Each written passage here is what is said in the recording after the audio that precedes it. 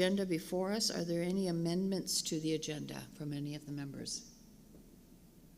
Nothing? Can I have a motion to approve the agenda then? Councillor Allen, Ms. Friars, thank you.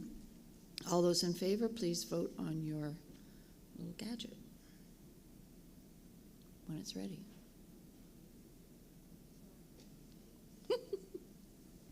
Thank you.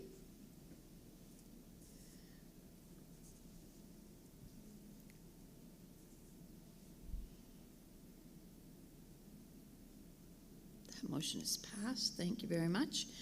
Now that we have an approved agenda, this is an opportunity for members of the committee to disclose any conflict of interest issues they may have with any of the items that we have on our agenda. Are there any of conflicts? No? Good. We also have in our package the minutes from our October 11th, 2022 meeting. Hopefully everyone's had an opportunity to read those over, and if there's no errors or omissions, I'll take a motion to approve. Ms. Friars, Mr. Morse, thank you. All those in favor, please vote now.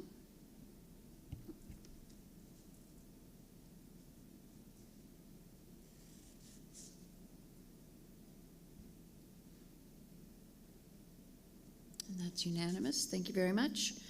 Was there any business arising from those minutes from any of the members? No? Okay, great. So we'll move on to the business of the day. Our first item is an application to rezone a property at 2853 Lovett Road in Coldbrook, and that is Mr. Frederick's file. So I will turn it over to him. It's all yours, Mr. Fredericks. Thank you, and good afternoon, everyone. So this is a planning application to consider a rezoning from the R2 zone to the R3 zone. The subject property is at 2853 Lovett Road here in Coldbrook. The R3 zone is able to legalize the existing building, which is currently rented as 3 separate units. And so Bruce Beaton is the owner here. Bruce has owned this building for some time. 2006, I think, is when he purchased it. And, you know, it's a fairly large building, so 3 units is not outrageous. It's a pretty big building. It's a fairly old building, though. May have once been used as a post office. And so it's fairly large and relatively close to the street. But the R3 zone would permit the 3 units.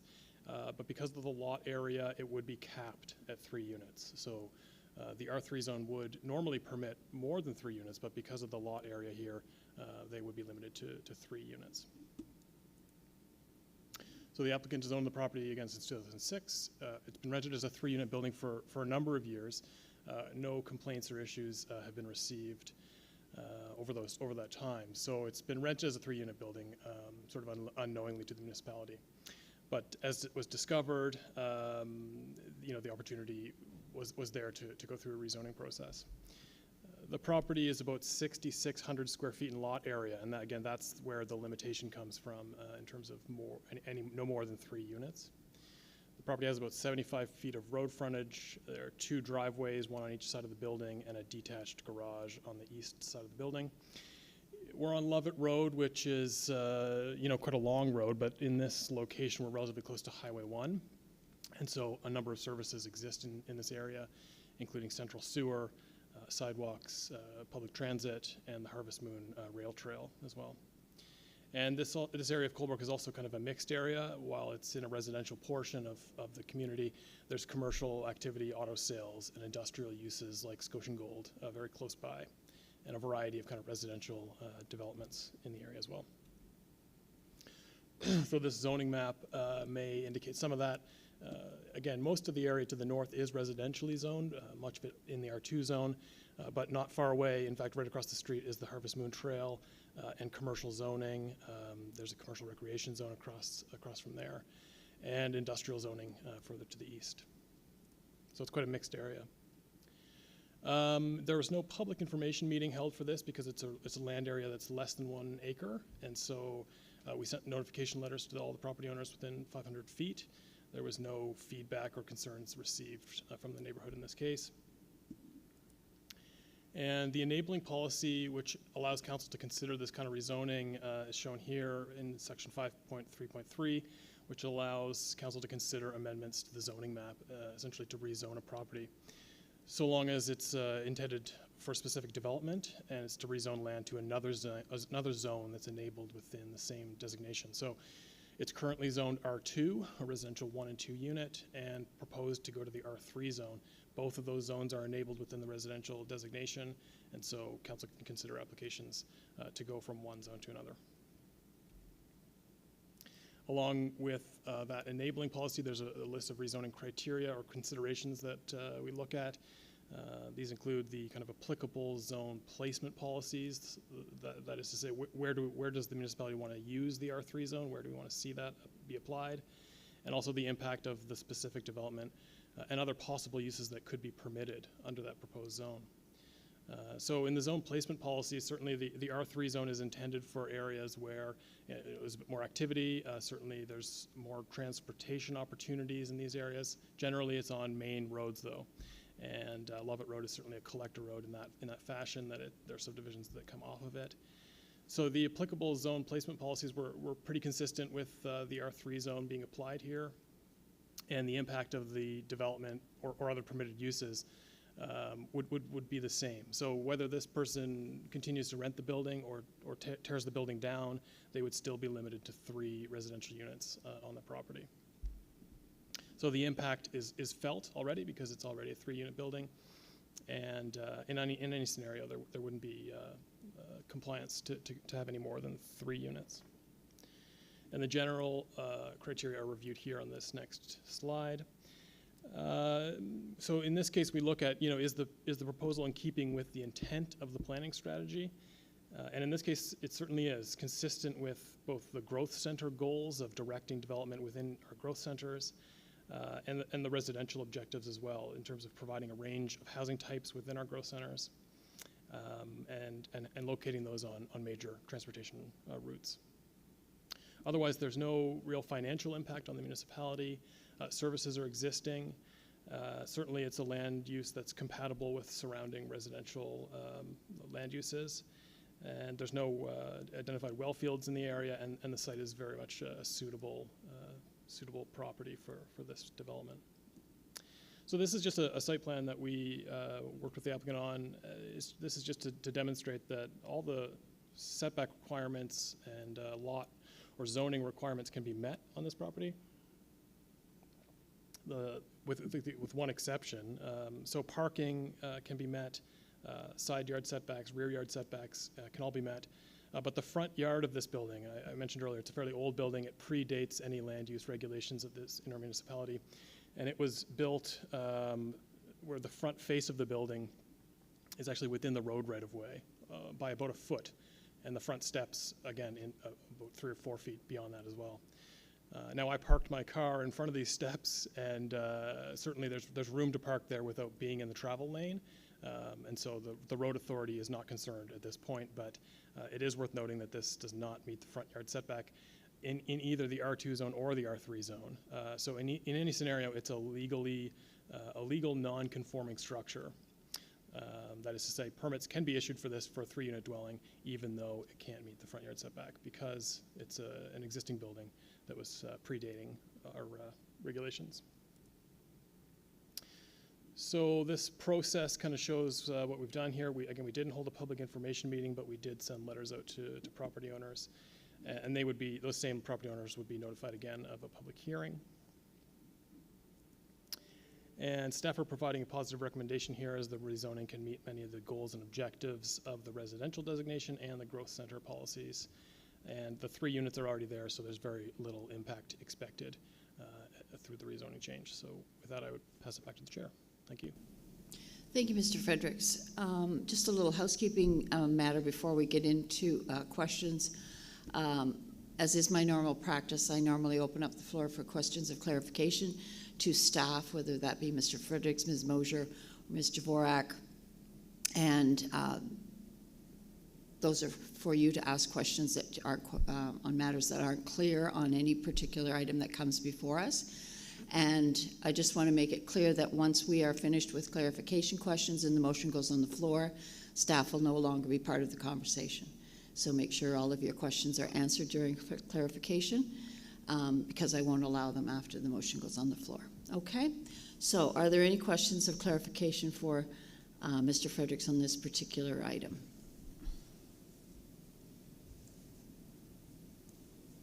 Oh, you're not popping up. Ms. Gagnon? Oh, Does it work now? yep, there Okay. you go. Thanks, Madam Chair. What is permitted, Madam Chair, to Mark, what is permitted in an R3 that would normally not be in an R2 beyond the number of dwellings? For example, is a business possible in an R3, a house business, which wouldn't be in an R2, or would both of them be? Is there anything different? Through you, Madam Chair, it's generally residentially focused. Number of units is the biggest increase. I may defer to Laura on the home-based business because there may be some differences in the home-based business allowances in the R3 zone. Okay.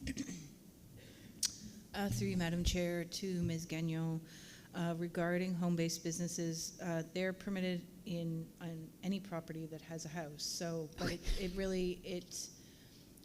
we limit the size based on where it is, not necessarily based on the residential zoning. So you can have a bigger home-based business if you're on a collector road, for example. So it's not linked to the zoning per se. It's just if you have a house, you can have a home-based business. But Mark is right, the R3 zone does permit residential options, many residential options. In fact, all the residential options, including apartment buildings up to 8 units, but it's important to remember that for any of those options, it's still linked to the size of the lot. So you get a unit for every 2,000 square feet of lot area.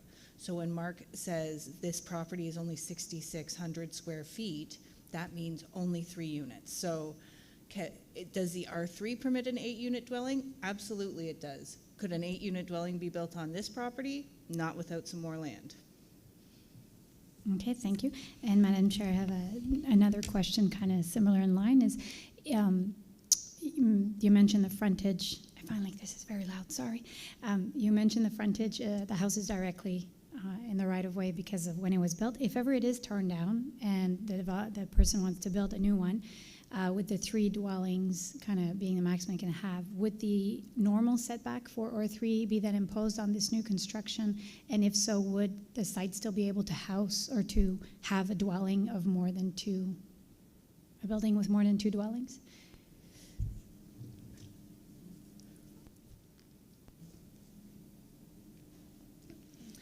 Through you, Madam Chair. That's going to be a depends answer, because what you're stumbling in on is something that is called a non-conforming structure.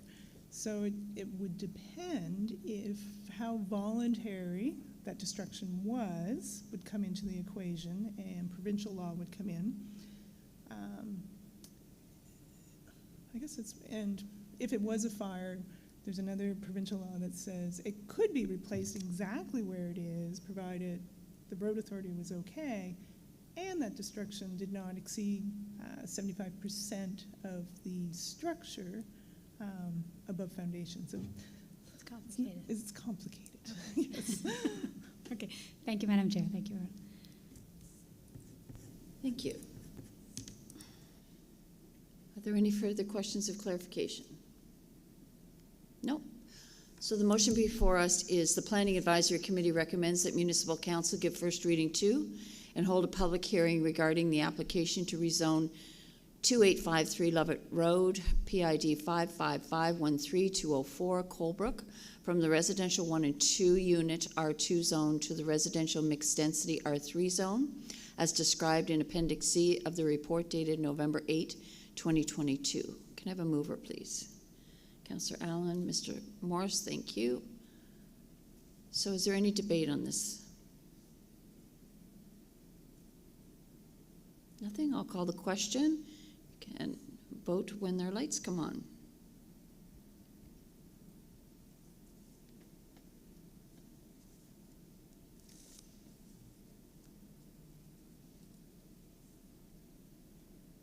And that is unanimous. Thank you very much. The next order of business is an application to enter into a development agreement at 536 Sunken Lake Road, Sunken Lake. And since this is the Mark Show, this belongs to Mr. Fredericks. Thanks again. And this is a planning application for a development agreement, different than a rezoning, obviously. The applicant is here with us today, Chesley Long. Chesley has proposed a group of tourist cabins on this subject property here in Sunken Lake. So the proposal is to develop the property, which is mostly vacant, although there are 2 existing buildings, but most of it's sort of forested area. The proposal is to develop that property with up to 20 tourist cabins, and these cabins may range in style and size. They may include some geodesic dome types that this committee has seen come through in recent years, as well as maybe a tunnel tent or some of these smaller teardrop style units. So Kenzel Properties Limited is the owner of this property, of which the applicant is a member of the family that owns that business. We're located at 536 Sunken Lake Road. There are 2 existing buildings on this property. They haven't been used in a number of years, so they would be updated and intended to be repurposed.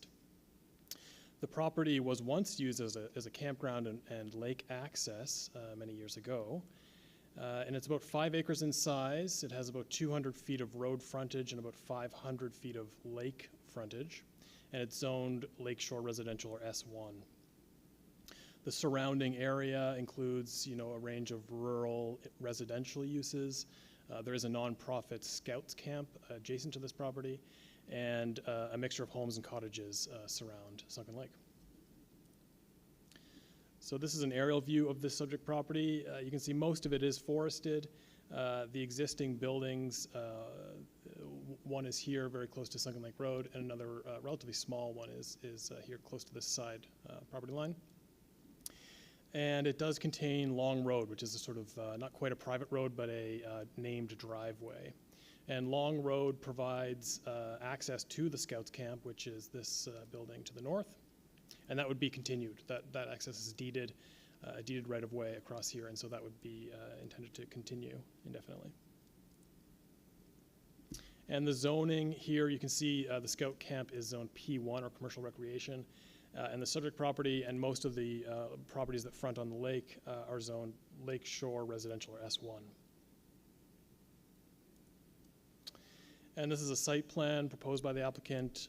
This demonstrates roughly the layout of the variety of cabins. Some of these may be tunnel tents, some of them may be those kind of teardrop style. And what's worth noting here is that it's going to reuse the existing roadway that's generally in place on the property. And it's also worth noting that there's a significant setback from the lake in this latest site plan. And we'll talk about that briefly. Now, public consultation. This was a planning application that generated a lot of interest. We held a public information meeting in March of this year. We placed an ad in the newspaper, sent letters to the property owners within 500 feet, and a significant amount of feedback was received from the community of Sunken Lake. There were many concerns from a range of residents around the lake, including noise concerns, visual impacts, the kind of the side effects that may come from increased activity on the lake, and water quality concerns as well. And so we also received a template letter that was prepared by one of the residents around Sunken Lake, Mr. Boats, who I believe is also in the audience today. And that template letter was submitted 31 times by 31 separate individuals. That letter was requesting some level of anonymity because of the land lease arrangement in this community. So a bit of background on Sunken Lake. There is a somewhat unique ownership scenario around Sunken Lake. That is that Kenzel Properties, the owner of the subject property in this case, also owns a few other properties around Sunken Lake and has land lease agreements with the owners of the homes and cottages out there. So some of those homeowners or cottage owners felt some some uncertainty about sharing publicly their concerns with the development, and asked that their names be kept anonymous. And so we were able to do that. But nevertheless, that many people did voice their concerns publicly, and much of that is included in the report today. But again, many of those concerns, relate to noise and impacts of visual nature, and certainly the activity. And the water quality is also a big concern from municipal policy perspective as well. And Sunken Lake is a relatively small lake. It's not one of the bigger ones in the county, and so many of the residents we spoke with described being able to hear conversations that are being had across the lake. They can hear very clearly on their front deck, for example. So noise was a big concern. Water quality concerns were another big issue, and again, the general sort of disturbances that could come from short-term rental. When someone comes to visit a place, they may not have the same level of appreciation or respect necessarily than a full-time resident, perhaps. So the feedback that we heard from the public was ongoing. We went back and forth with a lot of people over the summer of this year. And that led to some discussions with the applicant to negotiate some changes to the proposal. Those changes are an attempt to respond to some of the concerns that we heard from the public. Those changes include pushing all of the development back from the lake shore by 100 feet, reducing the total number of rental cabins from originally what was proposed was 25 cabins. We reduced that down to a maximum of 20 cabins. And through the development agreement, we also address drainage concerns and fairly strict vegetation requirements. And these are to help ensure surface runoff is both reduced and filtered and absorbed by native vegetation as much as possible in an effort to protect the lake water quality. So the shoreland areas, the municipality has a planning strategy which identifies the shoreland areas and sets some objectives for these areas. These include economic development objectives and healthy community objectives. Largely, though, these are aimed at providing tourism development opportunities and outdoor recreation opportunities, both of which would be supported by the proposed tourist cabins. And the municipal planning strategy goes on to identify a variety of tourism policies. These, again, demonstrate, both the policies and objectives here demonstrate the municipality's intent to enable visitor-oriented businesses, like the one proposed, to locate within shoreland designations. So the proposed tourist cabins would provide lodging for visitors, and these, again, that would be consistent with the tourism policies shown here and described in more detail in the planning report. And the enabling policy, again, we've got a planning policy that enables council to consider a development agreement within a shoreland designation for visitor-oriented developments that are not otherwise permitted as of right. And this is a fairly long set of criteria, so bear with me. The criteria look to see, in evaluating the development agreement, this type of development agreement, council shall be satisfied that the proposal is oriented to visitors or the traveling public. And this can include lodging or restaurants or event venues or other special attractions. And in this case, we're talking about lodging. And so the proposal is oriented towards visitors in that sense. The next criteria is that the subject property has a lot area that can appropriately accommodate the proposed use and any accessory uses and structures and infrastructure as well.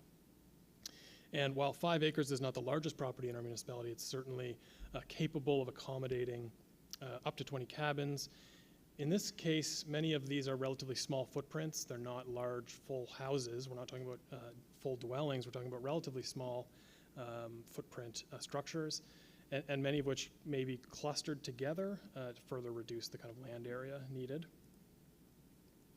The next criteria is that the site facilities are adequately buffered and or separated from surrounding residential dwellings.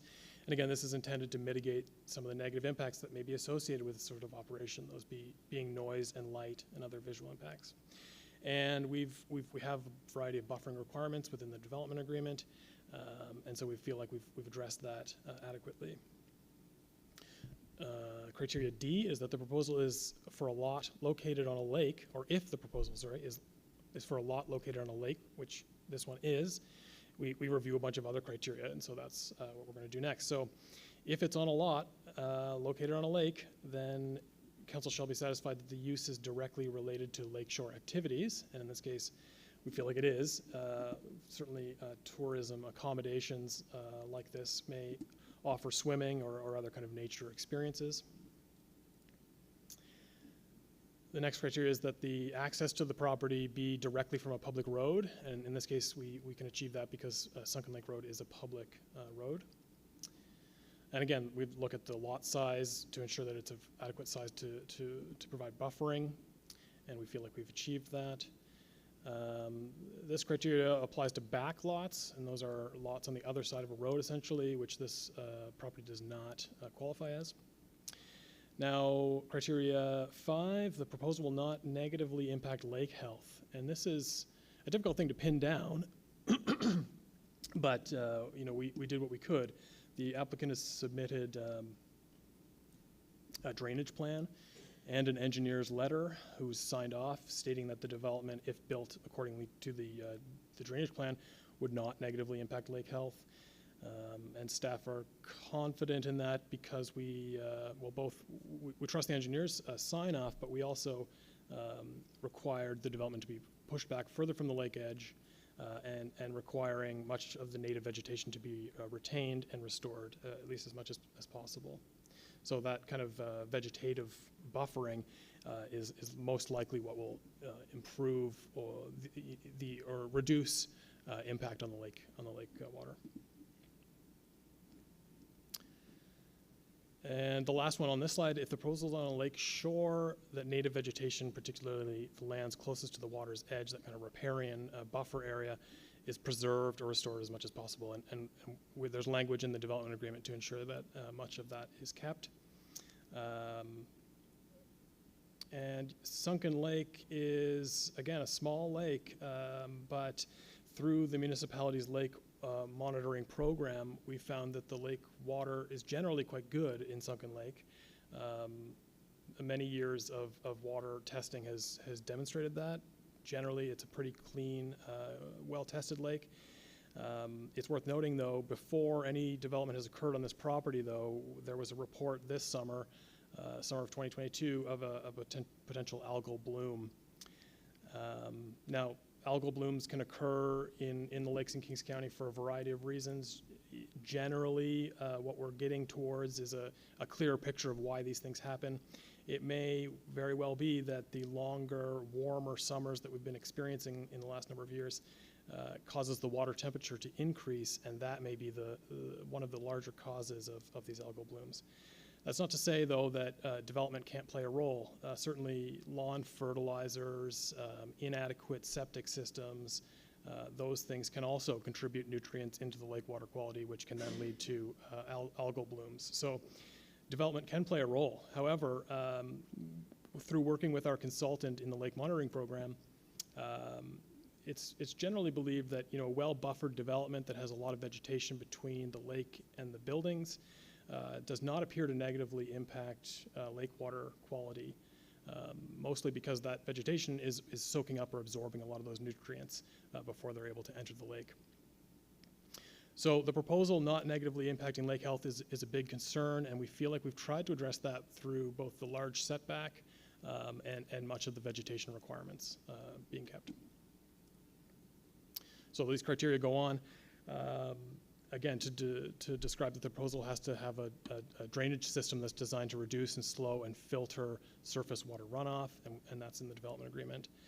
Parking areas are designed to include only the parking required for the uses on the subject property. So what we've done here in the development agreement is established a minimum parking requirement and a maximum, and so the applicant's able to provide somewhere between 1 to 2 parking spaces per cabin. The idea here is that we don't want the entire property to become a parking lot because it's in a shoreland area. And we know that the areas around lakes, if they become paved or if the vegetation is removed, there's less protection of the lake water quality. So parking is addressed in the development agreement in somewhat of a unique way. Usually we just establish a minimum, but in this case we have a minimum and a maximum. So the criteria go on to say if the use is a listed permitted use, which tourist cabins are not technically, we try to address that through the development agreement. in ways including enhanced buffering, positioning, and the design of buildings and structures. And so while we've sort of done this in terms of setbacks and buffering requirements, the number of units is what was preventing this from being permitted as of right. And we feel like we've tried to address that through vegetation requirements and deeper setbacks. And then, of course, the last one is that it can meet the general criteria that we look at with every planning application. And these general criteria, it certainly, is it in keeping with the planning strategy? Generally, it is seemingly supported by many of these goals and objectives within this council's municipal planning strategy that support tourism and support visitor-oriented businesses. Those are stated goals, and this development would help achieve many of those. So it's in keeping with the planning strategy. Now, there's also language in that around lake water quality and ensuring that. So this is largely a kind of a balancing act of priorities here. But in general, these criteria are reviewed in more detail in the report. There's very little financial impact on the municipality. The services are feasible. It's possible to get a septic system and a well on this property. In fact, some of the septic work has already begun, or the analysis of septic systems has begun. There are no well fields in the area. The property certainly appears to be suitable, for a group of cabins, and it comes down to sort of land use compatibility. And that's the one that we sometimes get stuck on. Is a new development may be different from what many of the landowners in the area are used to, and that type of change can be a concern. And certainly, we heard that in this case. We heard a lot of public feedback around some of that kind of concern. So we tried to address the land use compatibility as best we could by, again, using that 100-foot setback, which should reduce the sort of visual impact of this development for both the immediately surrounding properties, but also properties all the way across the lake looking towards this property.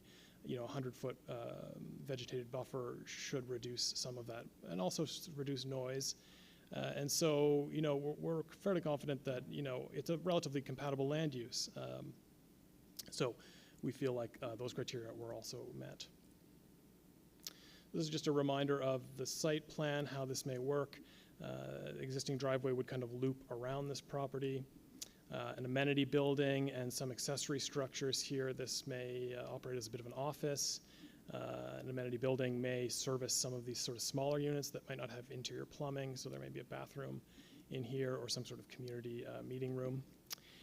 And, lake access is provided through the development agreement. There can be some lake access here, but most of this needs to be maintained and vegetated, whether that be replanted or restoration work, or just preserving as much as is there now. So again, this development agreement, the sort of summary is that it does permit a maximum of 20 cabins. It requires that all that development be set back 100 feet from the edge of the lake. There's language in this development agreement for vegetation retention and planting and new plantings. It addresses drainage systems, and it also ensures that wells, drinking water wells, and septic systems are all approved by the authority having jurisdiction here, that being Nova Scotia Environment. So in this process, we did hold a PIM, and we did receive a significant amount of public input. I would refer everyone to the report for all that detail. And it would go to council for first reading and public hearing, and the properties within 500 feet, again, would be notified of that public hearing if it goes to that stage.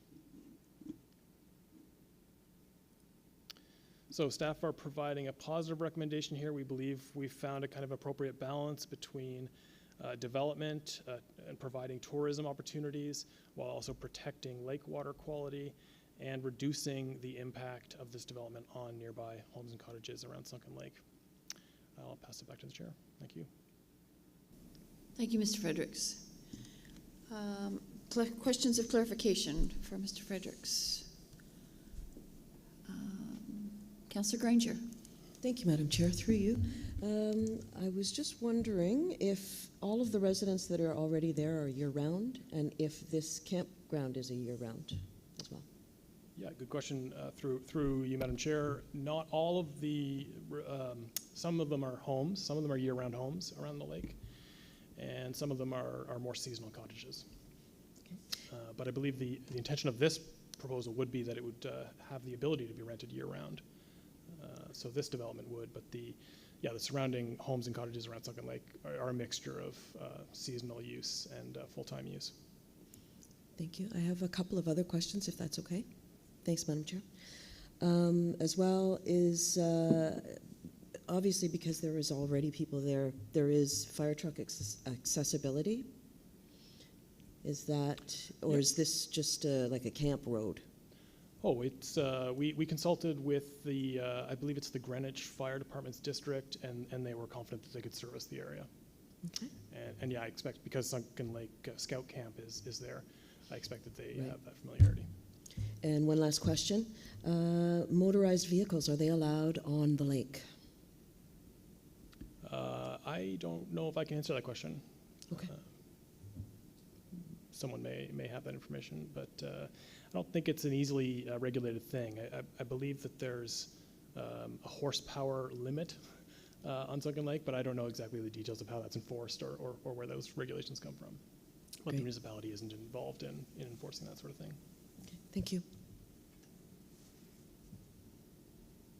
Thank you, Councillor Granger. Next up, Councillor Allen. Thank you, Madam Chair. Through you to Mark, I just have a question. Originally, the applicant was planning on 25 units, and then it was recommended that 20 be allowed. What was the criteria for determining that 20 was more acceptable than 25? Through you, Madam Chair, what we found when we applied that 100-foot setback, that sort of just changed the layout of the site such that a number of cabins that were proposed lower down, closer to the lake, wouldn't easily fit. And so, you know, with these numbers, it's largely a game of kind of approximately what seems reasonable. And when we made that adjustment to require a 100-foot setback, 20 seemed to be a more reasonable number in terms of what would easily fit on the proposed site plan. Thank you. Thank you. Mr. Morris. Thank you, Madam Chair. Through you to Mr. Fredericks. Early in the presentation, you mentioned that this property was once used as a campground. Just wondering if you could expand on that. Sure. I don't know the full history, through you, Madam Chair. I don't know the full history. My understanding is at one time, and some of this may predate municipal regulations as well, the applicant may be able to offer more information on this, but my understanding is there was a dock where you were able to access the lake for swimming and maybe boating as well, and that there was maybe RVs occasionally parked around this loop. Beyond that, I don't really know too many details, just that it did at one time have a campground kind of aspect to the property. Thank you. I do another question. I took a look at the aerial view of the property, and from what I can tell, on one side of the property is the Scout Camp, which you spoke about. On the other lakefront side of the property is vacant land. The only neighboring residential property I could find is one bordering on Sunken Lake Road. Just wondering if that's accurate. I believe so, yep. Through you, Madam Chair, that sounds about right. The other property that's, I guess, to the west, northwest, is another owner of the Kenzel property, a family. I guess Chesley's mother would be the one there. So there is a home, but that's sort of on the other side of the Scouts camp. But the property itself also borders this one to the west, or to the east, I'm sorry. But yeah, the property that's on Sunken Lake Road, that's sort of in the kind of corner of this property, was relatively supportive. I think the applicant spoke with him early on and felt or found that there was some agreement there in terms of supporting the application. So no major concerns from that landowner. Thank you. Thank you. Ms. Gagnon. Thank you, Madam Chair. I'm going to arrange the volume here if it works. Does it work? Is it less? Okay. I do have a lot of questions, Madam Chair, and with your instruction that, okay. their staff's probably going to remind me that this is outside our jurisdiction, but has species of concern been verified for the property to make prior to development? Sorry, I didn't hear the question. Is there any species of concerns that have been, has there been an evaluation for species of concerns on the property, or is that something that will be done as part of, I don't know, provincial environmental regulations or stuff? Yeah, through you, Madam Chair. No, there hasn't been. Part of that species at risk mapping, this has actually been a challenge between municipalities and the province for some time now, is that the province is somewhat hesitant to share that information, even with municipalities. And we've attended a species at risk conference a year or two ago now, and this came up as a way that the municipalities could be supporting protected species because there may be, but we wouldn't know because the mapping isn't publicly shared. So, no, I mean I've walked the property. I didn't get the impression that there was any super rare. It's a lot of spruce, a lot of pine trees. So yeah, we don't know for sure, and that analysis isn't likely to be done because the provincial jurisdiction is. Not super flexible or willing to work with municipalities, at least in my recent experience anyway. Okay, thank you. The other question I have is we've determined there's no creeks running through that property for the development. That doesn't need to be considered for the drainage or the buffers or stuff? Drainage is all addressed through the development agreement, so there'd be setback requirements from those. And but there were no creeks? No, I don't believe so. No, I think there's a low area, kind of wet area in the sort of near the road, but I don't believe it's mapped or designated kind of water course. Okay. Is it a very slope, a big slope or a small slope, or it's pretty flat? It sort of ranges towards Sunken Lake Road. It's relatively flat, but by the time you get to the Scout camp, it's a bit more of an elevation change between the lake shore and the back of the property. Okay. Now, this would be operated year-round, so in the winter, what is the expected heating for these different cabins? Will there be fireplaces and wood burning, or is it electricity heating? What's the plan for that, and would that affect any of the air quality impacts or anything like that from the site? Through you, Madam Chair, that's not an issue that we've addressed through the development agreement, that the heating requirements can be decided by the applicant. Okay, there's no air quality around that. Okay. No. I did look at the development agreement, and there's a lot of little things in there that I wanted to question or ask. So in the development agreement itself, it says each unit should not exceed 700 feet, yet in the plan it says their average is 500 feet. Is that 200 extra feet available? Would that make a big difference in the number of units they can put or not put? Is there a reason that 200 square feet is not the same as what the plan says, the site plan says? Yeah, I think that sometimes we just push that number just slightly so that if the tunnel tent that they source initially was one size, that we give a little bit of wiggle room on that. So no sort of significant reasoning there, just that 700 seemed like a relatively reasonable size limit. But it's, of course, within PAC's kind of capacity to make those sorts of adjustments. So if that's something that PAC wants to consider, reducing the maximum footprint size, we can entertain that. The consideration is because that extra 200 square feet multiplied by 20, if the developer would go to that max that's in the development agreement, would that change the layout? Would that move into the setback? Would that adjust, the quantity of vegetation that remains on the site? So that's why I'm bringing out this difference between the site plan and what's in the development agreement. If I could just jump in, through you, Madam Chair, to Ms. Gagnon. So the development agreement has the site plan. Everything needs to be developed in general conformance to the site plan, especially the setbacks. So all the setbacks will continue to be met.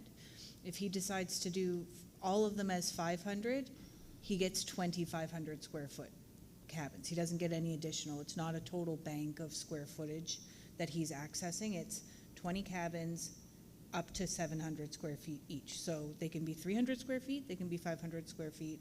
But Mark's absolutely right, that's done for a bit of wiggle room. I mean, you know, the last thing we want is for an applicant to go through a process and hit a wall because the cabin is 50 square feet larger than we've enabled in the DA. It doesn't really make a huge impact, the additional 50 square feet or 200 square feet per cabin. So that's why we build in the wiggle room, because that would be considered a substantive amendment, and for the sake of 200 square feet, an 8-month process can be a bit onerous sometimes. But so we like to build in the wiggle room at the outset so that we're only doing this once.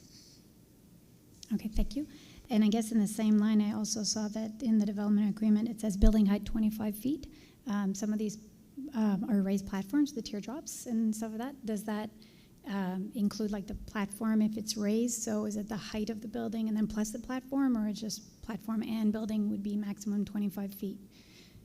Yeah, I think it would, through you, Madam Chair, I think it would include the platform. However, the building height is defined in our land use bylaw as, I don't know the wording off the top of my head, but it does consider a roof peak.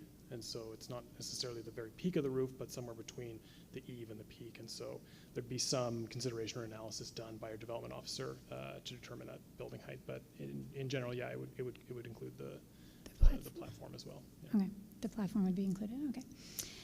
I also saw fire pit and picnic sites from the lot lines had a setback. Does that include the shoreline? Is that considered a lot line as well? Would that apply to the shoreline, or when it comes to the shoreline, picnics and fireplaces or campfire, whatever could be like right there? Yeah, through you, Madam Chair, the language in the development agreement now is all lot lines, so it would include that one. So shoreline is a lot line. Yeah. Okay. There is a provision for removal of dangerous or diseased vegetation as needed.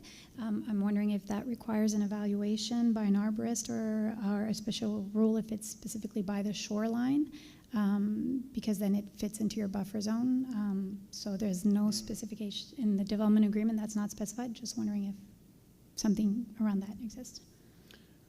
Yeah, through you, Madam Chair. No, we're not in the business of requiring an arborist's evaluation for that sort of thing.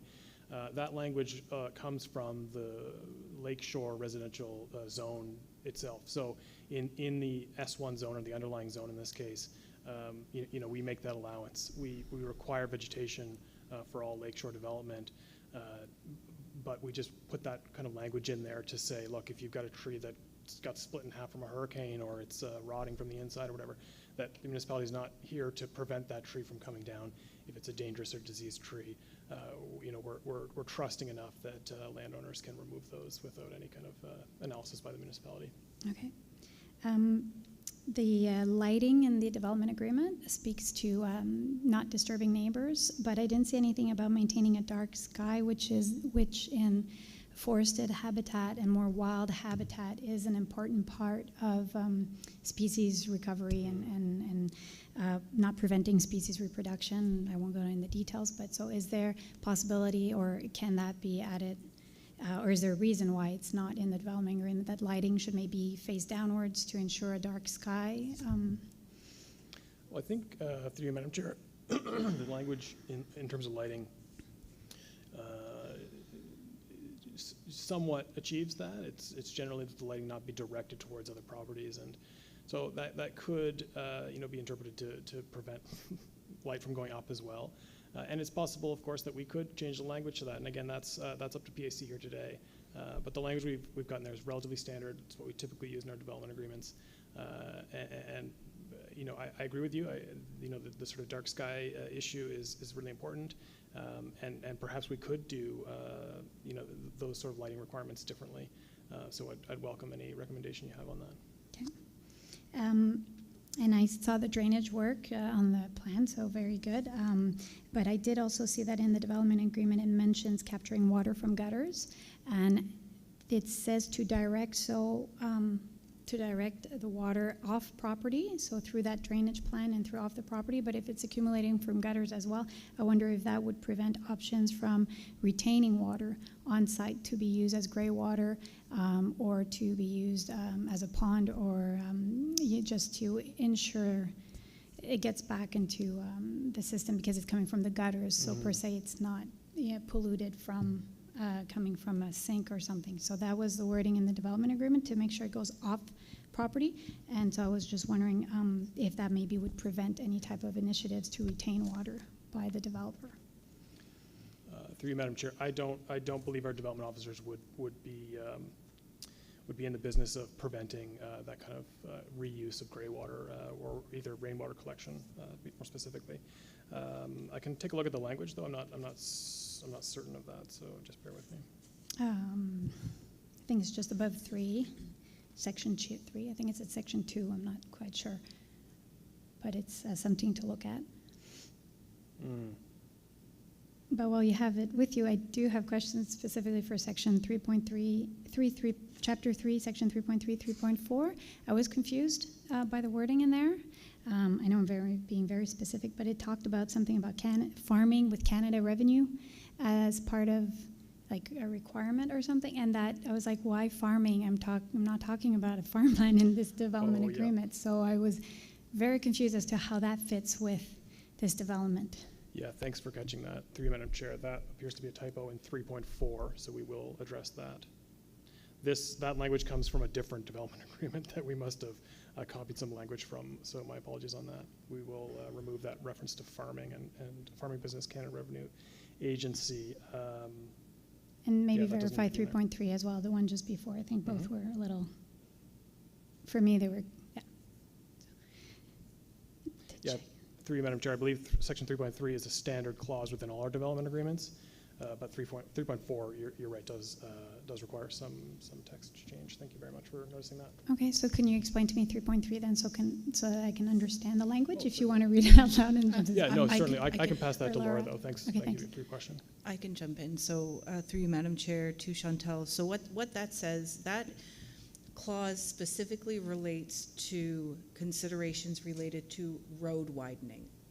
So you have your right-of-way, it's 66 feet wide standard.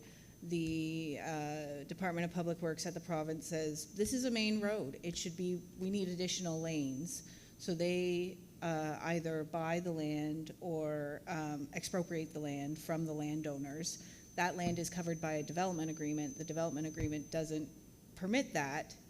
So it sits there with that development agreement applied on that piece of land. So what this says is if the property lines change as a result of a road widening, it automatically gets discharged off the land that is taken out of that original ownership. Okay, so it's by default for, okay, thank you for explaining it. I did have a question, and again, I know I have a lot, but I know I don't have in the discussion point any. They had mentioned that for development, the plan is to use well water, yet in the feedback received by residents, there's a lot of comments about well water having, I believe it's arsenic, and that it's not suitable, so multiple residents are using the water from the lake. Has it been verified that the water for the well that is planned for this development is usable, and is there an imposition or a study to be done if the developer has to end up taking water from the lake as to how much water that would be and how that would impact the lake in terms of fresh water, if ever the well ends up being, like many residents seems to say, unsuitable? Yeah, good question, and great observation. What we understand about the people using water from the lake is, I understand somewhat common around lakes. People will use it for gray water. They'll have it plumbed to their toilet, for example. So sometimes that happens around lakes, but it's not typical that people use lake water, or not recommended anyway, as drinking water, because it's very much capable of becoming contaminated relatively quickly and with short notice. So. But ultimately, well water, drinking water is all regulated by the province, so we would defer that to the provincial Nova Scotia Environment Department. Okay, so if ever the drilling for the well realizes the well is unsuitable for drinking and the development agreement has already been passed, the developer has started developing, and then the water is not suitable, then it would be up to the province to work with the developer to figure out what to do with either the site or bringing water or using water from the lake. Yeah, although I would back up that kind of timeline that you just painted the picture of, because I think that Nova Scotia Environment would verify that the well is capable of producing the required water before permits were even issued. Okay. So we would seek their approval for well water and septic systems before we permit the development to go forward. Through you, Madam Chair, to Ms. Gagnon. Mark is absolutely right.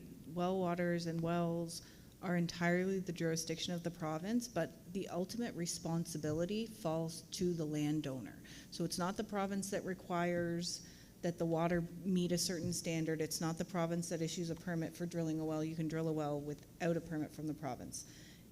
But where this is completely outside the scope of our considerations, drinking water, the jurisdiction falls to the province, but the responsibility ultimately falls on the owner, and that's what's stated in the development agreement. Okay, that's what I meant. Okay, thank you, Laura. Thank you, Mark. In terms of the setbacks, though, this is probably my last point before I give somebody else the chance to eat.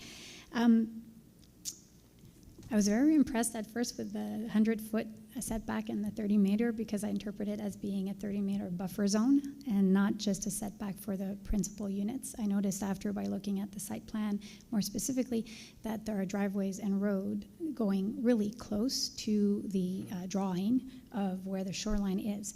We don't have any specifics here as to how far that is, and I know that it'll change based on, as they develop. But for me, given the buffer zone and the health of the water, it seems that there's not a big enough buffer zone given. But again, it doesn't say, like, if you look at the drawing, there's a point where the road gets really close to the shoreline and then moves back. And as Mark, you mentioned earlier, roads can have a health impact on water, especially for everything that drops from cars and all that kind of stuff. So I consider that infrastructure of the road to have an impact on the health of the water. And so as the site is designed right now, I'm not quite sure that the road there can't be designed differently, and that the buffer, it says that there's a buffer vegetation native required. It doesn't say how much of that. And so the 100-foot setback or 30-meter setback is just for the buildings themselves. It's not for driveways. It's not for the road. And I believe that should be part somewhere of the development agreement as to what it would be the minimum buffer. Now, I know there's a lot of lakefront properties, even here on Sunken Lake, that have no vegetation and just have the grass straight up. But if algae bloom is an issue, which I can get into later, but then those buffers need to be there, especially with this development. So I didn't see anything about the minimum distance or meters from the shoreline that the buffer of native vegetation should be in order to actually protect the water, even if the housing units are 100 foot back. So I don't know if that's something that was discussed with the engineers or the developers, if there's something in the laws of the province or the municipalities prevent this from being in the development agreement, or if this is something that can be placed in the development agreement. Yeah, through you, Madam Chair, that was absolutely discussed. It was discussed with the applicant. It's part of the drainage plan as well. It recognizes that that road is relatively close to the water, so it's going to be sloped back, the ditch on the upward side of that to collect that water, potential surface runoff from the road itself. The compromise we found there was much of that road is existing and it's already in place and it's been there for a number of years. So we kicked it around and thought we could push this road back. We could give up the road that's there now, remove more trees to push the road further away from the lake. And that was a kind of a give and take that just didn't seem to make much sense.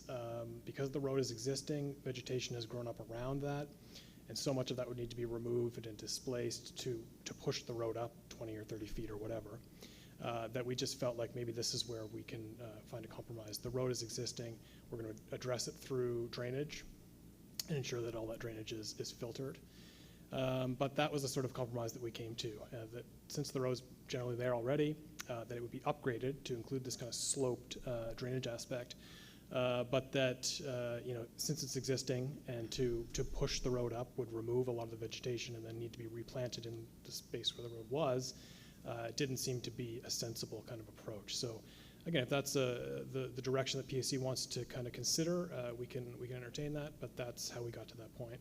And so yeah, and the language is not super specific about distances because it's, yeah, we do try to address the sort of tree canopy amount, but didn't specify the kind of setback distance because we knew that road was within the 100-foot setback area. So you're right, 100 feet addresses the buildings and that sort of scope, but certainly there's room for further consideration of where that road sits. So I'd pass it back to the chair on that issue. Actually, I just wanted to add on to what Mark said and just provide a touch more information related to the existing road and in terms of impacts. So the biggest impact coming from roads is actually during their construction. So to take a perfectly good road that we can modify to minimize and mitigate negative impacts seemed to be better overall than disturbing more land, causing more runoff, removing more vegetation, and then again having to do work on the existing road to make it so that vegetation will grow again. So it just seemed like an awful lot of the site was going to be disturbed in moving an existing road where that impact has already taken place. And also, since you brought it up, blue-green algae is also outside our jurisdiction. That's well within the province's jurisdiction.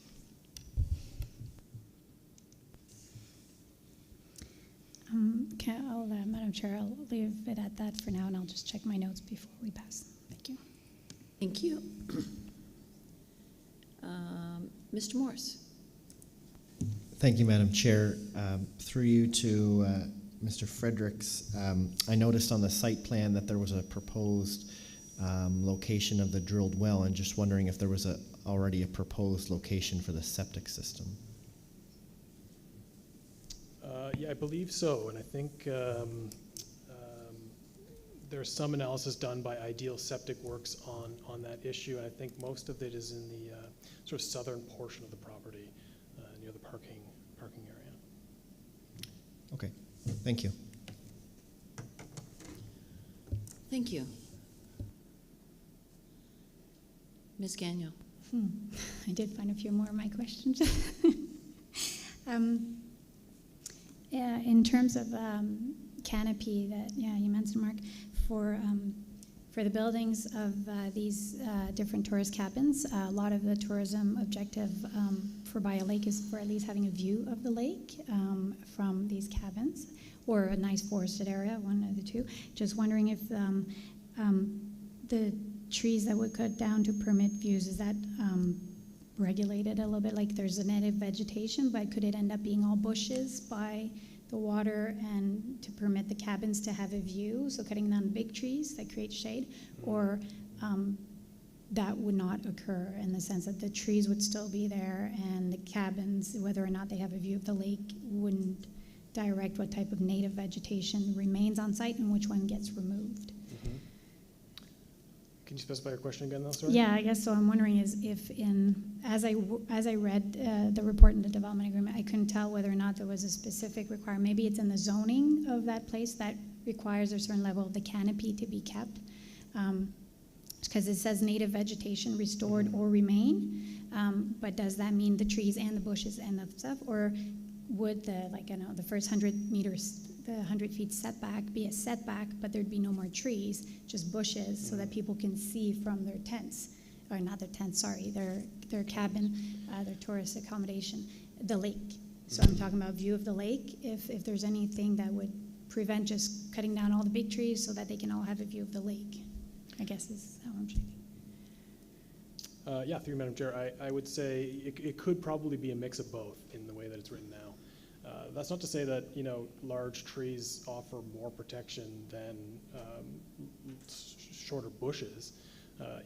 Native bushes like raspberry or even alders, may offer similar kind of nutrient absorption capabilities. And so it's not to say that one is necessarily better than the other, although the tree canopy is addressed specifically within this development agreement, so there is language around the tree canopy being preserved. Okay. And much of that sort of preservation language ensures that as few trees as is reasonable are cut. So many of the existing trees we would expect shall remain there, but it could certainly be a combination of smaller, lower ground cover, lower bush kind of hedge stuff in addition to taller trees. So yeah, to answer your question, I think it could be a mixture of both. I don't think there'd be anything that prevent either way.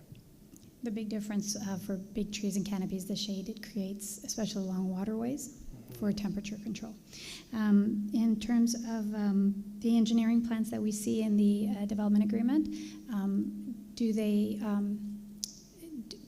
are they like once if the motion's approved and that's approved, do they stay like that by default, or they can change in the sense that I remember reading on one of them that it was 65 feet, that was the minimum distance or requirement, but that was like the last sentence on one of the little sidebars, and in the development agreement it says 100 feet. So just wondering, are there plans set in stone once they're in the development agreement signed, or these drawings and little details on the side maps are not necessarily set in stone once the development agreement is signed? Yeah, through you, Madam Chair, the measurements and details within the development agreement are specific. Where they are specific, they're enforced for the life of that development agreement. Whether Kenzel owns that property for decades or they sell it to someone else in 5 years from now, that development agreement, the details within it are applicable over the long term. Until such time as council discharges the development agreement, then other measurements could come into play. But yeah, for the life of that development agreement, the specific distances like the 100-foot setback and the drainage plan need to be in compliance. Okay, so I think one of the plans that I saw had 65 feet written on it, whereas the development agreement said 100 feet. So just the difference there. Sure. And you know, there were multiple versions of the site plan floating around over the time, but the final development agreement itself is the document that will be enforced, okay. And so that does speak to 100 feet. Okay, and in regards to public public feedback that has been received, there were complaints about noise as traveling. One other thing I wonder is, has there been any complaints regarding the scout camp next to it for also transmitting a lot of noise, or is that one of the ways they know that noise travels far on the lake? Through you, Madam Chair, I'm not certain. I expect that the scout camp would generate some noise, but I don't think that it's a full-time operation, so I expect people are somewhat tolerant of you know, the few weekends over the summer where that generates noise. The conversations that I had with people were generally just cottage owners. Like, you can hear someone across the lake talking to their spouse on their deck because it's a relatively small lake. You know, that the noise can travel, and so, you know, with that recognition, we tried to reduce that with a sort of buffered setback, and you know, whether that's going to block all the noise, you know, perhaps not, but you know, we feel like we've struck a reasonable balance between you know, permitting development as is supported by policy, and preserving some aspect of tranquility around the lake to reduce that sort of noise. But it's a difficult thing to ensure either way. Okay, and I guess in the responses that Mark, you had with some of the residents' information, there was mention that quiet time, I guess like a campground, could be part of a development agreement, yet I didn't see it in the development agreement. Was there a discussion with the developer about that? Is that something that can actually be put in the development agreement? Yeah, I think, through you, Madam Chair, it can be. There have been development agreements in the past where we've addressed hours of operation. The applicant has indicated that, you know, their hope is to create a very quiet retreat, and so in their own management of the operation, I think they expect to enforce some rules around that. The reason why we don't get too specific about that within our development agreements is that we don't have staff resources to go enforce this stuff. We don't have someone who's going to go out on a Friday night and ensure that it's quiet at 10:30 p.m. So realistically, you know, the management side of that lies with the owner, and so we could potentially address it through the development agreement, but more realistically, I think it sits more with the landowner. But again, if PAC feels like that's an important issue, you know, we're here to listen, and we can consider that. So I guess, Madam Chair, if that wording was in the development agreement, even though it can't easily maybe be managed by staff, by the municipality, would that give an avenue for residents to be able to communicate to the municipality and say, okay, this, we know there's supposed to be a quiet time there and we're hearing a lot of noise past this time? Does that give a tool in some way if it's in a development agreement to residents about complaints, or no? Through you, Madam Chair, yeah, I would say that could be an avenue that would give residents a tool to communicate with the municipality. I think so. It sounds like Laura wants to mention something with that. Through you, Madam Chair. Is it something we could put in? Absolutely, but it comes back to the enforcement, right? Mark is absolutely right, we don't have the resources to send someone out every weekend with a decibel meter to measure noise. The reality is that we have lots of uses similar to this that are spread across the county. The staff resources for enforcing on a proactive basis, even on a reactive basis, are fairly large. So while residents are always able to call us if they have a question or concern related to neighboring properties, the reality of it is we are a little bit limited, and we do write hours of operations in our DAs, but with overnight camping, an hour of operation is always difficult to enforce, especially when it comes to uses that are generally used outside regular office hours. But then to impose a quiet time, then we're talking about a level of decibels, distance from the source. There's so many variables. And the other thing is that in rural areas where topography, vegetation, lakes, noise is funny. It does strange things. There's not a whole lot of way to predict how it's going to travel, where it's going to travel, if it's going to be amplified, if it's going to be muffled. So that's why we typically rely on buffers, because we know that there is some dispersion of the sound when it has to travel through vegetation. So as much as it would be great to be able to put those regulations in place, we have to do what we can with the resources we have. So Okay, thank you to both for your answers. I think I have two last questions, Madam Chair. One is, with this development agreement for this property along this lake, is there any other parcels, how many other parcels, I guess, around the lakes could be developed in this way once this one is approved? Like, I know they're all case by case, but would this be setting a precedence for this type of zoning, for this type of lake in our county, or is this not precedent setting and just another case? Through you, Madam Chair, to Ms. Gagnon, the precedence is set in the policy. The policy itself sets the precedent because it creates the ability to do something. Provided you meet criteria X, Y, Z, A, B, C, then it could be any number of properties that meet this requirement. It's not an application that sets a precedence. It's the policy that enables us to consider a given development. Precedence is given a lot of importance in planning, but in terms of from an official capacity, it doesn't have much, because the policy is what sets all of this up and those criteria. So, I mean, yes, it could be possible, but it's not because this one goes through that another one would be possible. Okay, thank you very much. And I guess my last question is, there was a lot of mention of social contract by the feedback from the residents around the lake, and I was just wondering if is that some sort of legal document that could help, or not help, but I mean bind the developer land to a certain respect to this contract with the neighbors or that kind of stuff, or it's just sort of between us, it's a contract verbally kind of how we should act as neighbors. Yeah, through you, Madam Chair. I think some of that comes from the land lease scenario around Sunken Lake. Kensal Properties owns the majority of the properties fronting on the lake, and there are a number of homes. It's one of the more developed lakes in our municipality, and I think that there are ongoing kind of lease arrangements between those tenants and the business.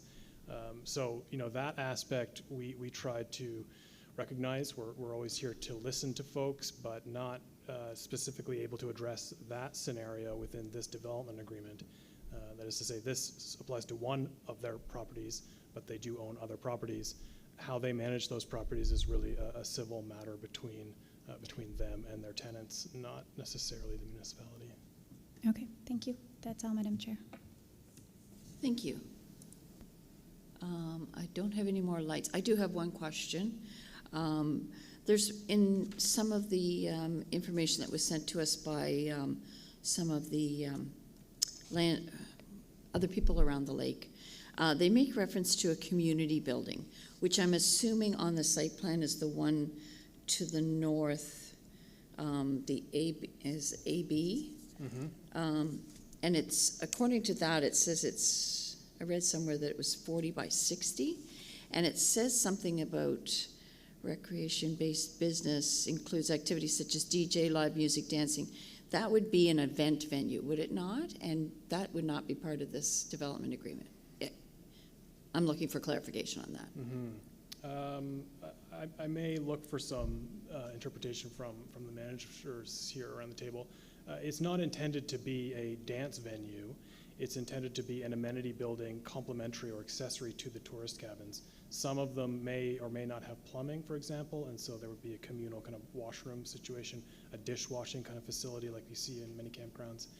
There may also be a community room within that building. It's large enough to accommodate, a ping pong table or whatever. So, there may be communal kind of community aspects to that building, but it is not intended to be a dance floor, no. Right. So I'm thinking like, if some of the people that were in using the cabins wanted to have a birthday party, they could use it as a community room. But if there was an opportunity to host a wedding, they would have to apply for a permit, basically, to run an event. Am I correct? Oh, sorry. Everybody's looking for a light. Through you to you.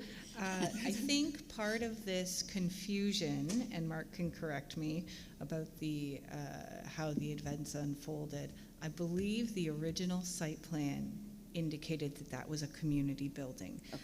But I also believe that that was misinterpreted by the public and that the applicant had always intended it to be a community building for the community of people using that site Right. at any given time, as opposed to the broader community. So an event venue would not be permitted unless it was entirely attended by the people staying Right. on the property at the time, because it is listed as an accessory building, so it is meant to be secondary to the use on site. It's not intended for public use. It's not intended. So a community building probably is a misnomer, and maybe an amenities building might be better. And that is how better it term. is referred to in the development agreement. Okay, good. That answers my question. Are there any other questions of clarification? Nothing? Okay. So the motion before us is that the Planning Advisory Committee recommends that Municipal Council give initial consideration to and hold a public hearing regarding entering into a development agreement to permit tourist cabins at 536 Sunken Lake Road, PID 555-31305, which is substantively the same for minor differences in form as the draft set out in Appendix E of the report dated November 8, 2022. Can I have a mover, please? Councillor Granger, Councillor Allen, thank you. And debate. Ms. Gagnon. Yeah, sorry, I was. I would want to see the development agreement have changes in it. I would want the motion to be that it gets sent back to staff to modify the development agreement, besides like the minor errors that we saw regarding 3.4. I would like to see the lighting indicate dark sky so that it is oriented towards the ground to help with that aspect. I would like to see the writing maybe look at the shoreline specifically in the sense that from my knowledge of climate change and increasing temperatures and shallow lakes, if as Mark mentioned in his presentation, blue-green algae is already a little present. Old septic tanks from current residents can be leaching. Setbacks on the lake from current properties that are not buffered can be also contributing. But as temperatures get higher, you need to keep as much of the side of the lake as cool as possible for various species. So I would like to see in the development agreement maybe a bit more about what efforts would be on that 500 feet shoreline in terms of canopy for that, or at least considered. We've discussed the quiet time, so that was something I was considering. I understand now that it's much more challenging to put a quiet time in the development agreement, but I'd like to see some of those changes happen, and I understand the road cannot be moved because it's already been there and it's probably the better option. I do believe that these cabins I kind of like those. I've seen some at White Point Beach that have a lot of these, and they can have a pretty minimal impact, and I find the study's been well done for drainage and for trying to minimize the impact.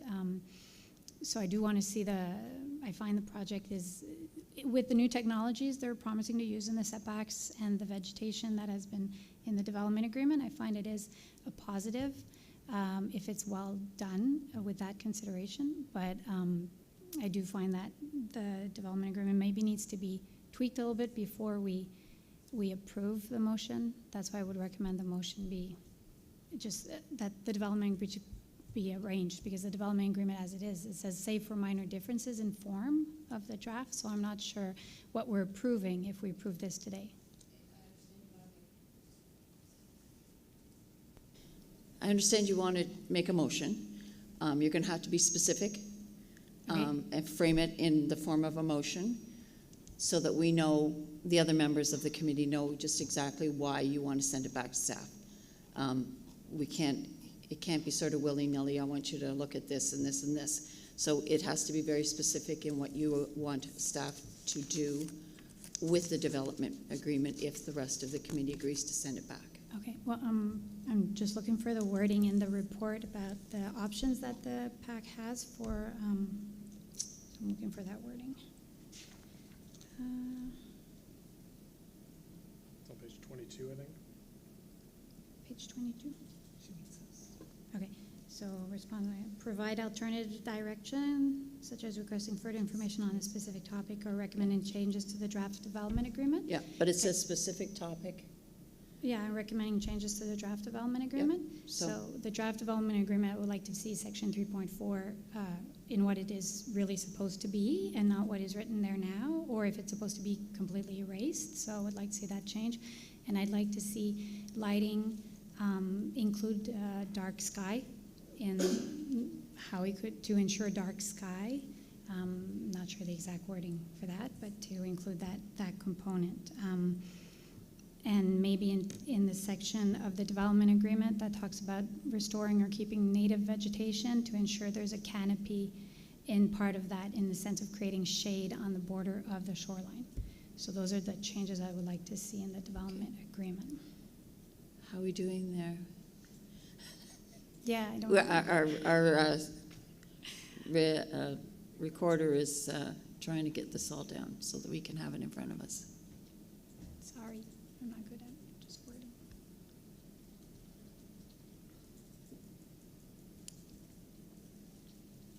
I'll just give her a minute.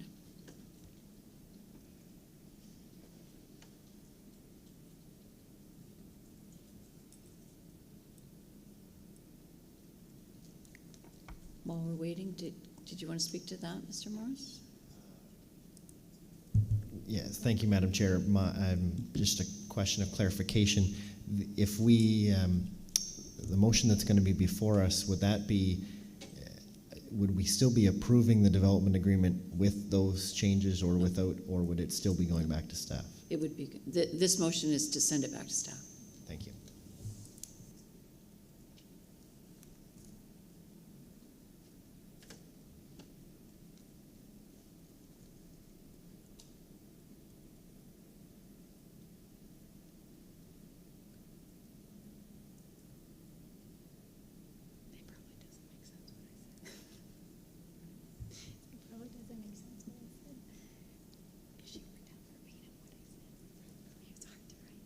Ooh, could we make that a bit bigger? Okay. Okay, so the amendment before us is that the Planning Advisory Committee requests revisions to the development agreement related to lighting on the site as well as restoring or keeping native vegetation to ensure canopy creates shade on the shoreline. I think we should also have something in there that we're sending it back to staff.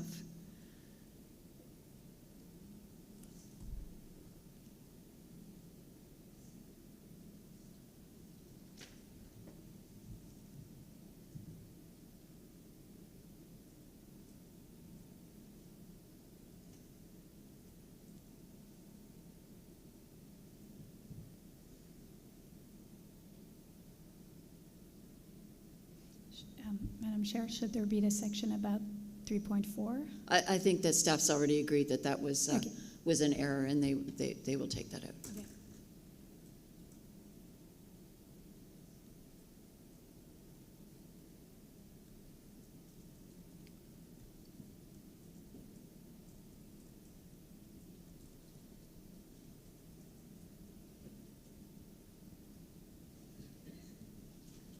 We good? Okay, so the amendment that we have before us is that the Planning Advisory Committee requests staff make revisions to the development agreement related to lighting on the site as well as restoring or keeping native vegetation to ensure canopy creates shade on the shoreline and return to PAC in December 2022. We have a mover in Ms. Gagnon. Do we have a seconder?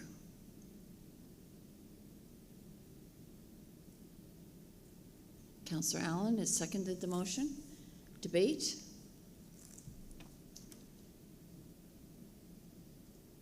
On the amendment. Mr. Morris. Oh, wait, just a sec. My papers are in the way. You go ahead. Thank you, Madam Chair. Just taking a look at those two sections, the lighting and vegetation. In vegetation, I think that the existing wording is quite clear, that the property owner shall maintain all existing vegetation throughout the property with the exception of what's needed to locate the cabins and infrastructure. I'm not sure how much more specific, or if it was more specific, that it may be a hindrance to allowing the development to proceed. With regards to the lighting, again, I'm not quite sure. I would look for maybe some clarification on what the wording would look like. Again, I think the lighting section is clear as well. I'm just not sure. Other than, yeah, I'm just not sure what that would look like. Thank you. Okay, thank you. Anyone else? For myself, I won't support the amendment. I think that it's where it needs to be, so I will not support. Ms. Gagnon? Well, I was going to say I was going to look back at the actual wording for, and I can agree that the vegetation, if it's worded as, again, as Mr. Morse just reread it, would likely cover that point. I think for the lighting, the point would be, because I think the way it's written is that it doesn't disturb neighbors, and I think for ensuring dark light, it's just a question of writing that the lighting face permits a dark sky and therefore is downward oriented, so towards the ground oriented, I guess, more. So it could still be like up on a réverbère, but it just goes in a way. I mean, Nova Scotia produces some of the best lighting for dark skies, so it's something that is feasible. So it would just be a small wording like that is what the dark lighting would be. But I can see from Mr. Morse's reading of the vegetation that maybe it does cover enough for the canopy.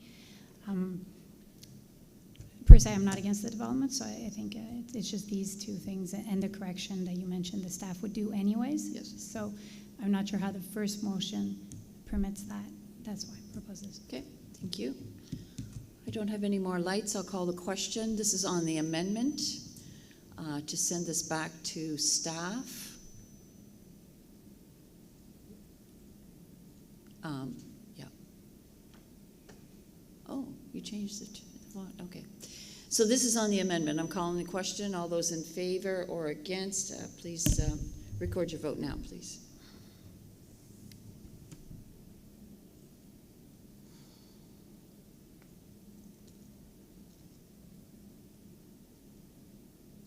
And the motion is defeated. So can we have the original motion back up, please? I won't bother to read it again. It's on the screens in front of you. Is there any further debate on this particular motion? Did you have something else, Ms. Gagnon?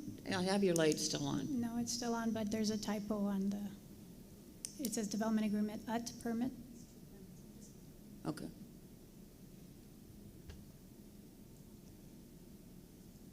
No further? I'll call the question. All those in favor or against, please record your vote now.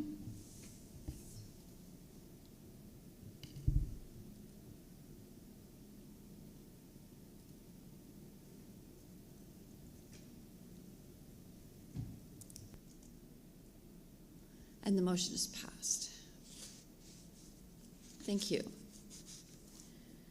We'll move on to the next item of business, and that is an application to permit a telecommunications tower at 1105 Highway 359 Steam Mill.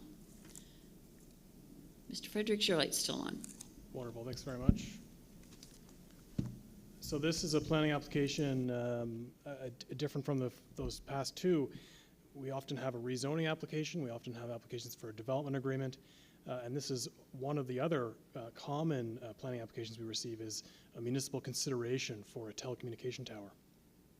So this is a request coming from Eastlink and representatives from companies that work with Eastlink to consider this 61-meter tall self-supporting style telecommunication tower in Steam Mill. Logan McDade is the applicant in this case. Logan works with TEP Group and Eastlink, and so he has applied on behalf of those groups for the municipal consideration here of a 61-meter self-support style telecom tower. The tower would locate behind Green Diamond Equipment, which is located at 1105 Highway 359. This is sort of just north of North Kentville, but before you get to Centerville in the community of Steam Mill, which people I'm sure are aware. The property is zoned rural industrial, or M3, and the tower's location meets all siting requirements outlined by the municipal planning strategy. Some reminder on roles and jurisdiction. This is an application where the municipality does not have the authority to approve or deny, but we do have the ability to engage in public consultation around these sorts of installations. Ultimately, it is the federal government through Innovation, Science and Economic Development Canada who has the authority to approve all antenna sites. And in Kings County and other municipalities that have public consultation policies, we become involved early in the process to engage with the surrounding community, hear any relevant concerns, and try to address those with the applicant. So ultimately, in this case, PAC considers this and Municipal Council considers it once. Council's resolution, either supporting or not supporting the proposed tower, does form part of the application that Eastlink will make to the federal government. So Council's resolution does play a factor, but it is ultimately not up to the municipality whether or not these towers get built and where they get built. So the subject property is shown here. Steam Mill is, again, a rural community between two of our growth centers, being North Kentville and Centerville. The subject property is zoned rural industrial. It is the location of Green Diamond Equipment, a tractor dealership and supply store. And Camp Aldershot is just to the west. And rural mixed use, or A2 zoning, kind of surrounds the subject property and certainly across the street. And there are a couple of houses in this area, although it's a relatively low density area. But what's unique here is that these two properties across the street are residential dwellings. They are beyond the separation requirements, so the separation requirements are met. These two homes, though, are part of a family of ownership under the Turners, and the Turners own almost all of the surrounding properties, so both across the street, beside, and behind. And the Turners were the folks who engaged in our public consultation, as they are the landowners most directly impacted. And they did have some concerns about the tower and its potential impacts, and also its proximity to their woodland property, which is sort of this area behind the subject property. So in the aerial photography, we can see this yellow box is the proposed tower. This is the Green Diamond Equipment Store. And the nearest home is about 200 meters away, which is this one here, owned by one of the Turners. And there's another dwelling here, which is a little bit over 200 meters away. So again, the separation distance requirements are met. The nearest homes are 200 meters or more away from the tower. But the ownership, the land ownership is what's kind of unique in this situation. The Turners live across the street, but they walk their dogs and they recreate in the woods directly behind here. So they did have some concerns about the tower's proximity to their woodland.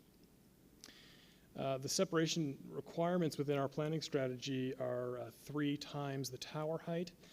The proposed tower is 61 meters, and so 3 times that would be 183 meters. And again, the nearest home is 200 meters. So this location does meet the siting requirements relatively close, but it does satisfy those separation requirements. The public consultation is really the largest component of an application like this. We held a public meeting earlier this year in September. We published that newspaper advertisement for that meeting, in advance of that meeting.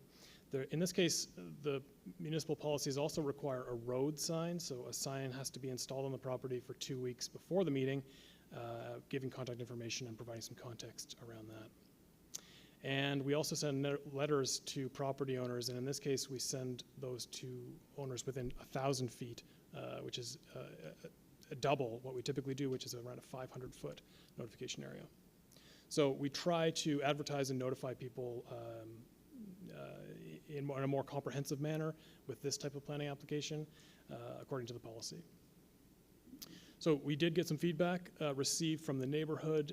It's largely the Turner family, of which there were a few different brothers and sisters, I presume, or relatives anyway, a few families in the area.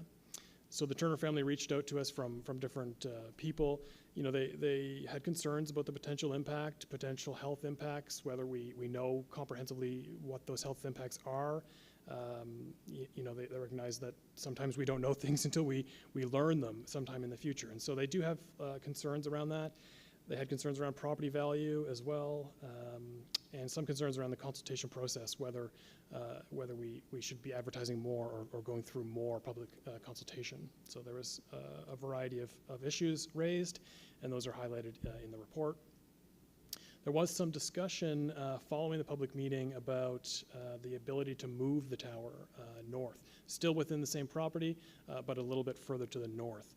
And the applicant looked into that. They worked with the landowner, but ultimately there was a septic field in that area of proposed relocation. So it wasn't feasible to relocate the tower. So this summarizes sort of the municipal approval process. It's similar to most of our planning applications, but it only gets considered by council once. And so we're here at this planning advisory committee who will make a recommendation to council, and council would either support or not support the application.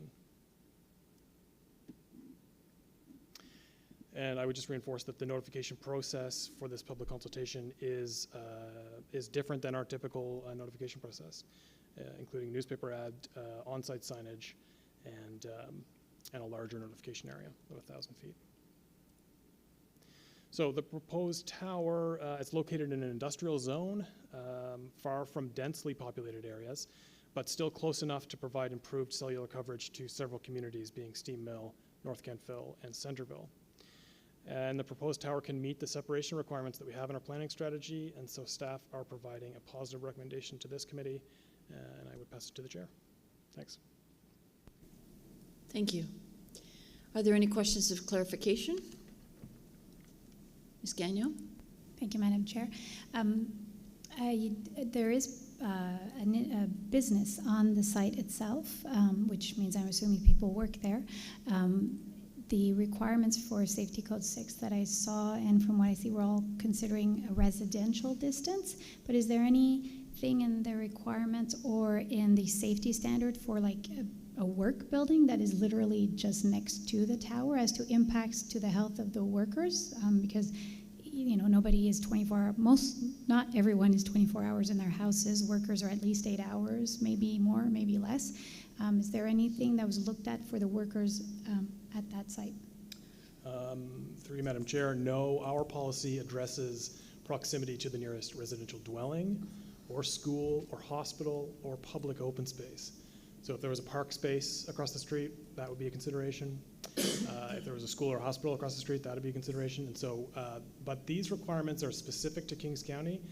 This municipality has developed those. And they are, they're not consistent across the country. Even within our province, there are telecommunication tower installations directly on top of apartment buildings. So the proximity is determined, at least from Health Canada's perspective, to be appropriate within, even within the same building. So no specific concern for the people who may work in the Green Diamond building. Now, the owners of that business, the owners of the land anyway,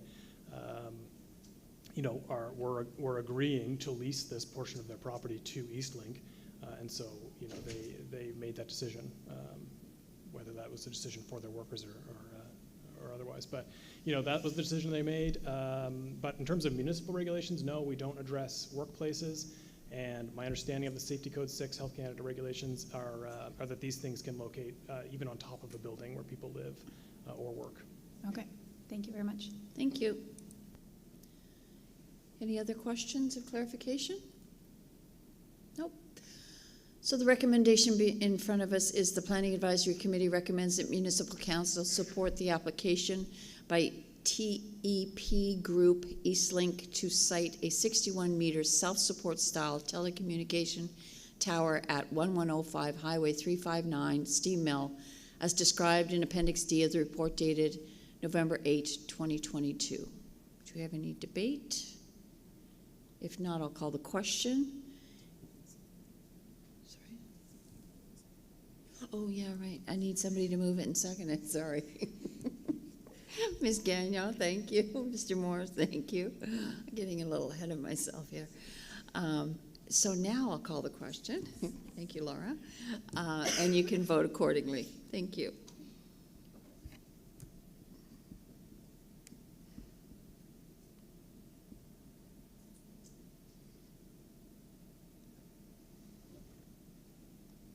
And that's unanimous. Thank you very much. The other piece of business that we have today is to schedule a public participation meeting for the proposed municipal planning strategy amendment for the Greenwood Growth Center boundary. At our last meeting in October, Mr. Ian Watson of Upland Consulting gave us a presentation on the expansion or the proposed expansion of the Greenwood Growth Center boundary to include the former old PMQ or new PMQ land in Greenwood. And this is an opportunity for us, for PAC, to hear any public comments on that particular rezoning. So the dates that I have here, and this would be an evening meeting, would be Tuesday, November the 29th at 6 p.m., December the 1st at 6 p.m., or Tuesday, December the 13th at 1 p.m. before our regular scheduled PAC meeting. So, shout out. What would you like?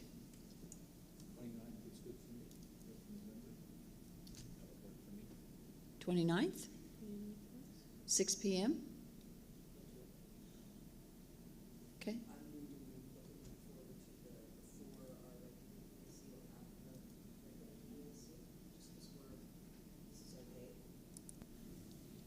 Sorry, say it again. Sorry.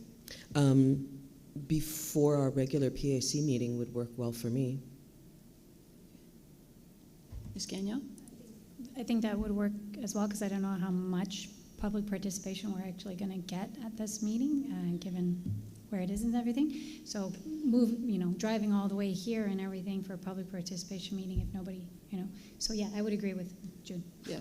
And I don't necessarily disagree. I think that staff's thought is that if we have it in an evening, we might get more people because it's not during the day, they're not at work. True. It's sometime when they might be free to come and make their comments known.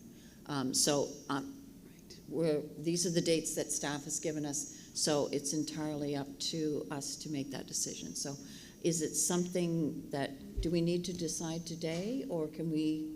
Easier if it's today. If it's today. It's just that we're missing 2 members.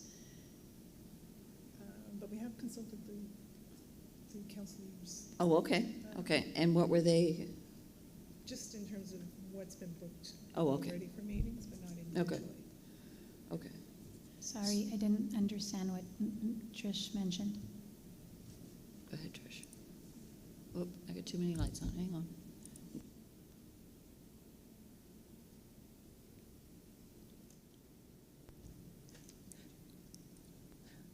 Thank you.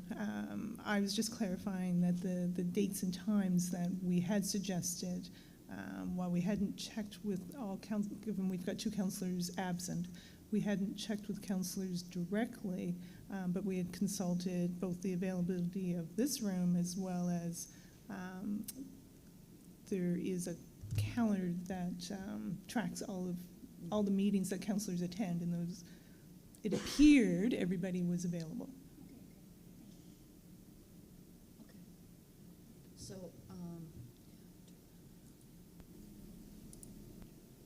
So, what's the general consensus here? I'm not getting anything. Just to clarify, so is the 29th or the 1st in the evening or the 13th Before before the PAs. meeting? Okay. For me personally, I guess any date, any of these ones works for me, so it's more everyone. Okay. Councillor Allen, what about you? I'm back to the 29th. That's 29th. fine with me. Okay. The Mr. evening? Morris? Oh, hang on. Mr. Morris? Either of the evening ones would work well for me. Okay. Ms. Friars? Any of those dates. Any and of the times dates? will Okay. work. Thank you.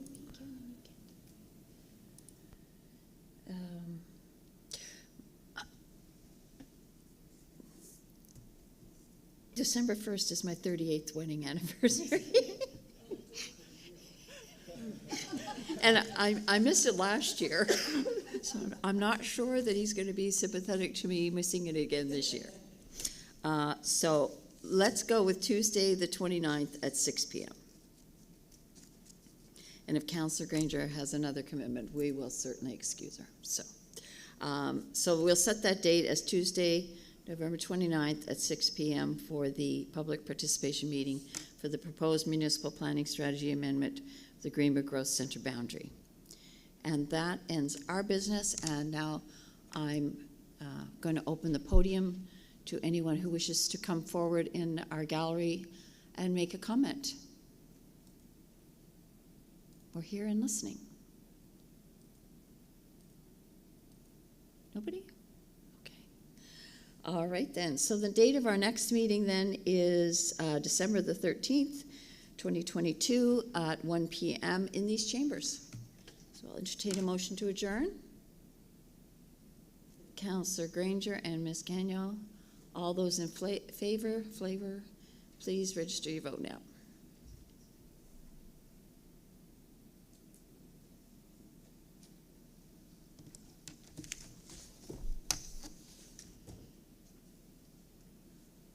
We are adjourned. Thank you all very much.